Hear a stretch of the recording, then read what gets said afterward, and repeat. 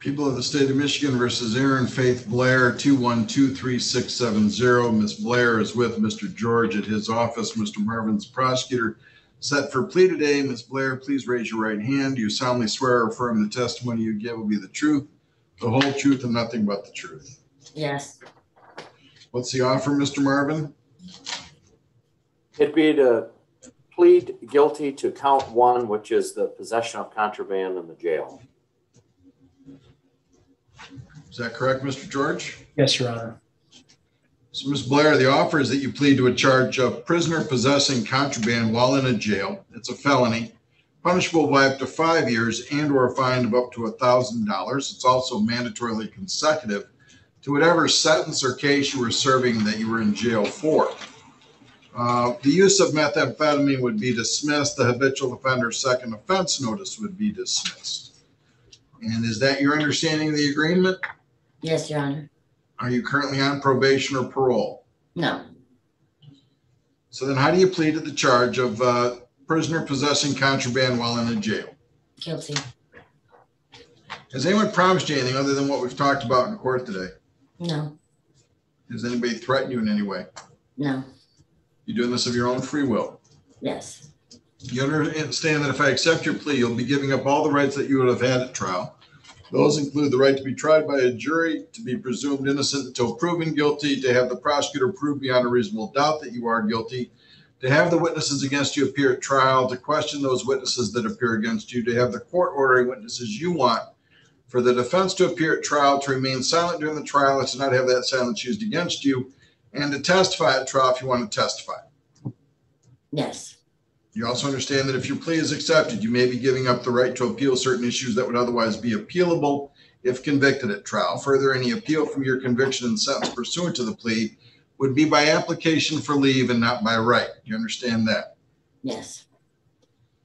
All right. It alleges that on or about January 19th, 2021, you were in the village of Centerville, County of St. Joseph, State of Michigan. Is that true? Yes. And that at that time you were being held at the St. Joseph County Jail. Is that also true? Yes. And that you had in your possession while in the jail methamphetamine. Yes. How'd that happen? I had it on my person when I was arrested and failed to. And when you get arrested and you get taken to the jail, they ask you at the beginning whether or not you have any contraband on you. Is that correct? Yes. You didn't disclose that you had the contraband on you until they searched you later. Is that right? Yes. So do you realize that if you'd have just told them that you had it, they would have confiscated it, but they wouldn't have charged you with possession of contraband in the jail? Yes, sir. Okay. Now the case that you were in jail for was what? It was for a traffic ticket from last summer. That you hadn't paid? No, I didn't go to court. So you had a failure to appear for a traffic ticket. Yeah. So they arrested you when you had to appear in front of the judge, and when they arrested you and you didn't disclose the contraband, then they found it, they charged you with this. Yes. So that case is all over though. Is that correct? The failure to appear case is all over?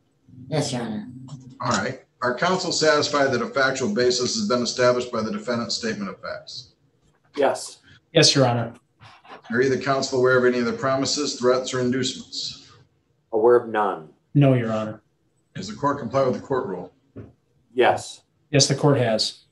Find the plea made is accurate, understanding, voluntary. There's a factual basis. Therefore, I accept the plea. Set this for sentencing on July 30th. And again, Ms. Blair, as I said, get those fingerprints done. Fill out that packet that we sent you. I said this all off the record, but get the fingerprints done, get the packet completed. Make sure you check that phone. Make sure you have messages on that phone. Make sure you get mail at that address because they're going to let you know we need you to come in for an interview. And if I get a notice on July 29th that they called you 18 times and you never showed up, and then we can't do sentencing because you never cooperated, then my answer is, I'll put you in jail until you can get that done. So you understand, you got to cooperate. You got to get that done. I'll leave you on bond. Okay. Okay. All right, good. All right. So we'll see you back here in July.